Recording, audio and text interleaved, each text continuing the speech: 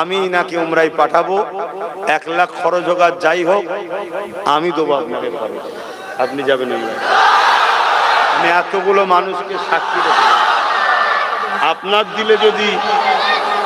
দিলে যদি নবীর মাদ্রাসার জন্য এই প্রেম থাকতে পারে, তা আপনার মতো লোককে উমরায় পাঠালে আমি নিজে যাওয়ার থেকে মনে হয় নবী বেশি আমার উপরে খুশি হবে।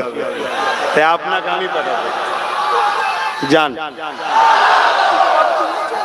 যান,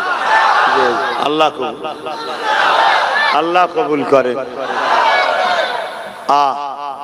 দেখেন একটা মানুষের বসে বসে বসে বসে অনেকক্ষণ দেখছে, আরে টাকা কি হবে, নিঃশ্বাস ফুরিয়ে গেলে আব্বাস সিদ্দিকরা নয়।